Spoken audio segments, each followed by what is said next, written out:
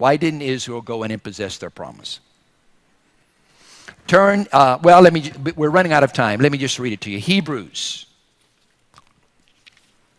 chapter 3, verse 19.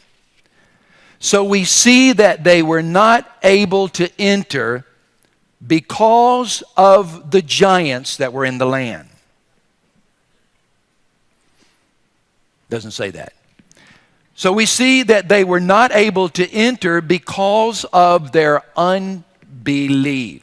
See, without this faith, without this confidence in God, there is an unwillingness to move beyond the place of safety. On this side of the border, there was safety. Over there, they were going to have to fight. And too many of us want to stay on this side of the border. Without faith in God, we're unwilling to make that one step. I really believe that this caution, this unwillingness to step out causes us to miss the very things that God has for us. Life as the Lord intended it for us is a life of adventure. It's an exciting life. And there are going to be challenges. There are going to be difficulties. It's going to be a life of risk. If you and I want to move into our destiny, it will take us being willing to take risk. There are times when we will have to risk everything we have in order to get the very next thing that God has for us. Now think this through. Please don't go resign your church or your job and say, Tom told me to quit.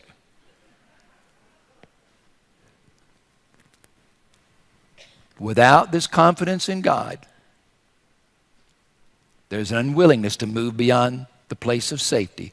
But you need to hear God. There are times when you have to risk everything that you have in order to get the very next thing that the Lord has for you. We had a wonderful church in Florida, and when I talk about revival on Saturday, I'll share a little bit about Suncoast. But wonderful ministry, had a great salary, very secure position. Brenda's a midwife, had a great practice there, delivered over 1,000 babies. And so we had a great place there. I'm walking in my community praying, and I can still take you to the spot. Is that right? Take you to the spot, and the Lord said, your season is finished here. So I go back to the house. My wife is standing in front of the mirror. She's getting ready for work. I walk in, and I said, honey, I think the Lord has spoken to me. She's fixing her hair. I think the Lord said we are supposed to leave Suncoast Worship Center. She turns and she looks at me and she says, you better know that you have heard God. Now, when your wife says that to you, it may not mean anything. But when my wife said it to me, I knew that I better know that this is God. Or I was going to be in big trouble.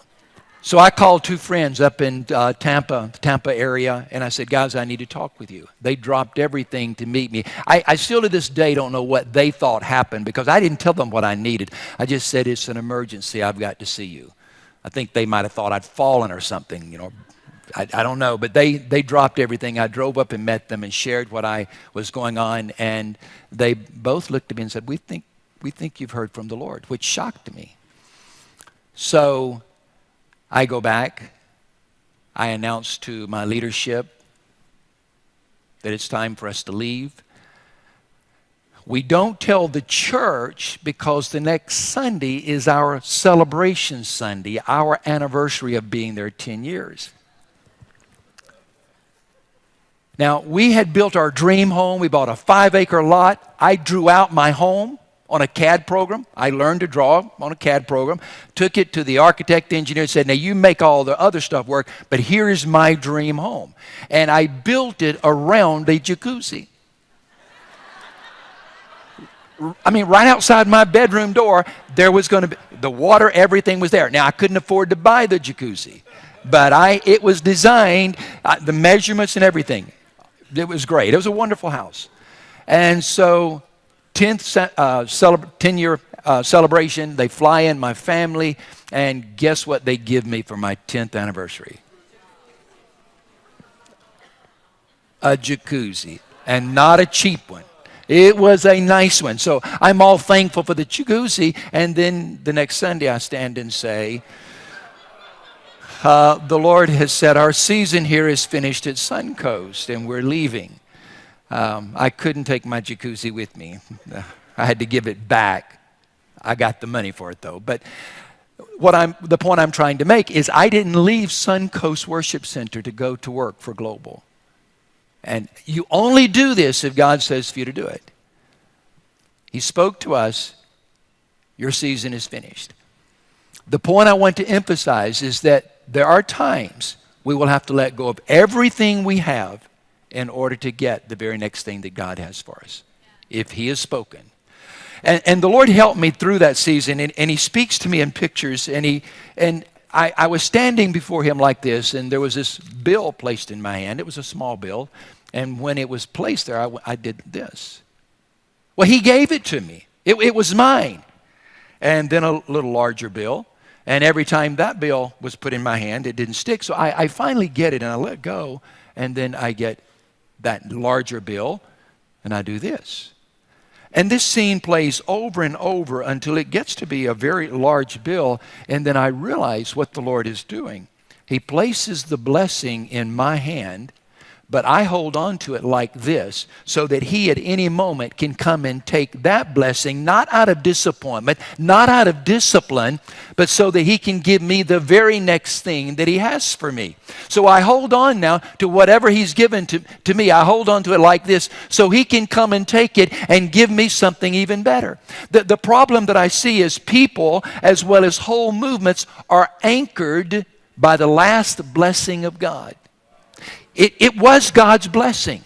It was God, but it's become an anchor that keeps them from moving into the next thing that God has. You look at it, and it is God, but it holds them back from getting what the Lord has. I forget the name of the man. Rex may remember. I think his name was Ernest Holt. We went to visit. Randy was at my church, and he was in the hospital, an elderly man, and so we drove to visit him, and he was, I think, in his late 70s at that point in time. I think he's gone on to be with the Lord. And he said something to us I've never forgotten. He said, I didn't miss a move of God. And he went down through the list, the latter rain, every list, even to Toronto. He said, I didn't miss a move of God. I was a part of every one of them. And I said, Lord, I want to be willing to leave behind the last blessing so that I can get the very next blessing. Sometimes we let what happened in the past keep us from moving into what God has for us.